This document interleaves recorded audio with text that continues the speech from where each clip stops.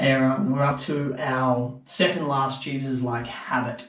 We're looking at the acronym BELLS, B-E-L-L-S, thinking about how we can live a life that's more like Jesus' life, a life that makes people kind of ask questions. Like, why do these people live the way that they live? We looked at B, that's for blessing the people around us. E, that's for eating and showing generosity to the people around us. We looked at L last week, which was learning what Jesus was actually like by reading the scriptures. And this week, we're up to another L, and it's this: listen to the Spirit. Now, this one is built off this very simple idea, but it's fundamental to all Christian thinking. The idea is that each week you should spend a little bit of time listening to what the Spirit is saying to you and looking out for what the Spirit is doing in the world. And the thing it's built on is this: the idea that God, through His Spirit, is at work everywhere in this world. That the Spirit of God is constantly drawing people into the goodness and love of God.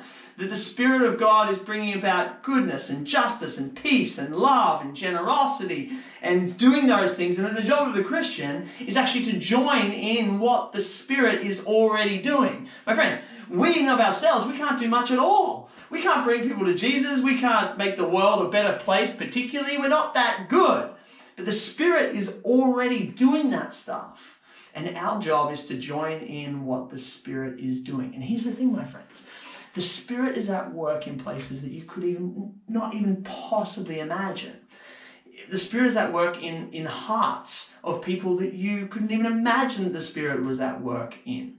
I remember experiencing this for myself when Kristen and I, my wife, we moved into our first ever house together. We met a neighbour. This neighbour just happened to be a Buddhist, lesbian, single mother.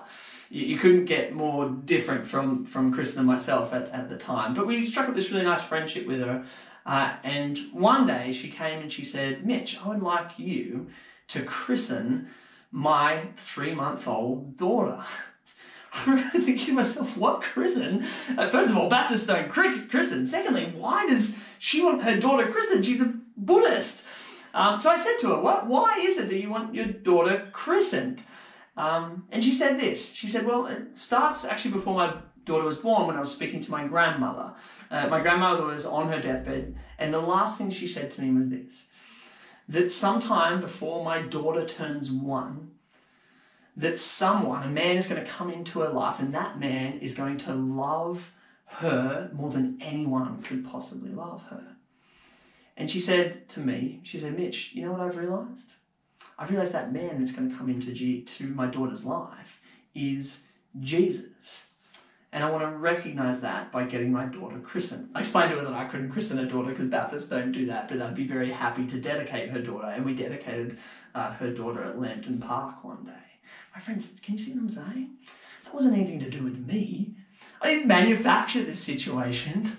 The Spirit was at work. The Spirit was at work in her life, in her daughter's life, showing her the goodness and love of God shown in Jesus. My friends, here's the question for you. Where in this world are you tempted to think that the Spirit isn't at work? You know what I mean? Like, where would you be tempted to go, well, God couldn't possibly work there in that person's life or in that region because it's too dark? Where are those places? And then remind yourself that God is at work everywhere.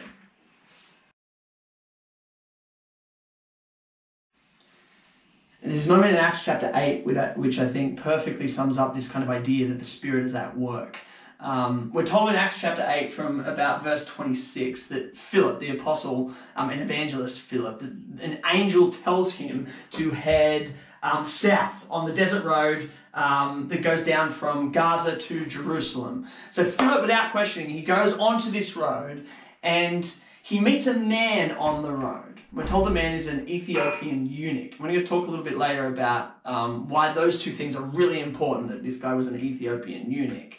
But for now, let me tell you a couple of things that we learn about this Ethiopian eunuch.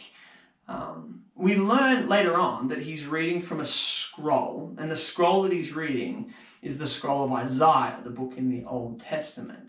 Now that's crazy, my friends. You got to think about, like, way back then, that scrolls weren't like books. It's not like there was like millions of them printed and you could just grab a copy of the scroll of Isaiah. Scrolls were rare, and scrolls were really, really expensive. It was really hard to get your hands on one. And this Ethiopian from very, very far away from Jerusalem, which is the center of the Jewish world, he has a scroll. We have no idea, how did he even get the scroll? How did he read it? How did he understand it when it was in a different language to his?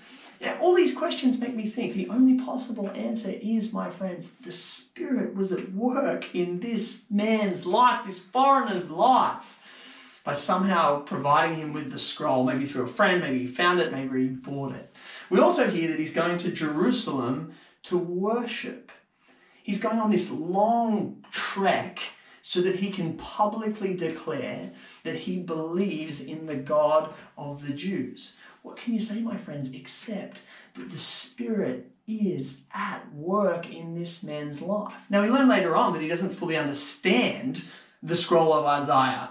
He doesn't even fully understand the God that he worships. And he definitely doesn't understand Jesus. He's not there yet. But we know that the Spirit is at work in his life. Here's my question for you.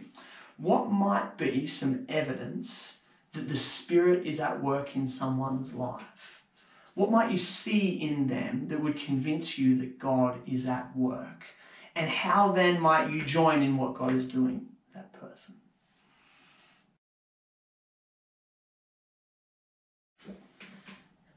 As the story of Philip and the Ethiopian eunuch go on, we're told that the Spirit prompts Philip. You hear that? The Spirit speaks to Philip and says, "Stand by that chariot." It's a really simple line, but what does that actually mean? Interesting, right? What made Philip think that he should stand next to that chariot, the chariot where the Ethiopian eunuch is? Was it a feeling that he had? He just felt like he should? Did he hear like the voice, like an audible voice of the Spirit? Or did he just kind of see it was an opportunity, and knowing that God provides you with opportunities to do goodness and to tell people about him, did he just take that opportunity and say that it was the Spirit? I don't know if I can answer that question because we're not told in the passage, but it does bring up an interesting question to me and maybe for you as well. The question is, how do you know if the Spirit is speaking to you? How would you know what the Spirit is saying? How would you know it's not just you having a good thought? What are the ways do you think that God speaks to people? Have a think about that.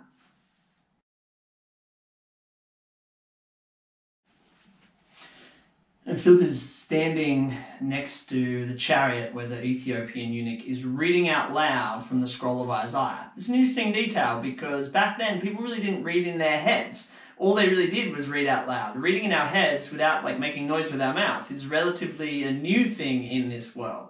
The Ethiopian eunuch is reading the scroll of Isaiah out loud, and Philip says to him, "Do you understand what you are reading?" And from that moment, the Ethiopian eunuch invites Philip up onto the chariot, and they have a really interesting conversation about this passage in Isaiah. This is the passage. "He was led like a sheep to the slaughter, and as a lamb before his shearers were silent, he didn't open his mouth. In his humiliation, he was deprived of justice. Who can speak of his descendants? For his life was taken from the earth." It's a really interesting passage about someone who was unjustly treated and unjustly humiliated. Later on, we hear from this passage, Philip tells him the good news about Jesus, that this passage is talking about the way that people treated Jesus, that he was unjustly humiliated, that he was unjustly killed. But I wonder whether there's something else. This is what I mean. When you look at a passage like that and you think about the experience of the Ethiopian eunuch, this is what I mean by the fact the Spirit was at work. Surely the Spirit was at work in him just reading this passage, because as he read about this person who was unjustly treated and humiliated, surely he was thinking to himself, well, that feels like me. Because think about where the Ethiopian has been. He went to the temple. He went to Jerusalem to worship God, the God of the Jews. And what would have he found when he got there? He would have found there would have been wall after wall after wall stopping him from worshiping God and stopping him from feeling like he was part of God's people. He would have found wall after wall after wall of things saying that you are not one of us, you are not welcome here. The first wall would have been his ethnicity. His race, if you want to think about it like that. He was Ethiopian. He would have been a dark-skinned man, probably not from Ethiopia. They think probably from a country like Sudan. But he would have been identifiably not a Jewish person. And we were told, as I explained to you earlier, Jews were always told that you should not identify, you should not sit with, you should not eat with Gentiles. But more than that, he would have found that he, because he is a Gentile, was unable to go into the center parts of the temple and worship the God whom he loved. He wasn't allowed to go there. But the next wall he would have found was that of the fact that he was a eunuch. A eunuch was someone who had been castrated, and he'd been castrated to be in the service of the queen of the Ethiopians. But it would have been this kind of sexual identity marker that stopped him from worshipping God and going into the temple again. Because in Deuteronomy chapter 23, I think it is, we hear that eunuchs cannot enter the temple and cannot worship God.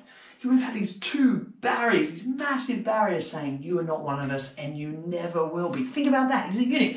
It probably was not his choice to become a eunuch. That choice was made for him, but that was a barrier. It definitely was not his choice to be an Ethiopian, but that was a barrier, my friends. But what happens here in this story?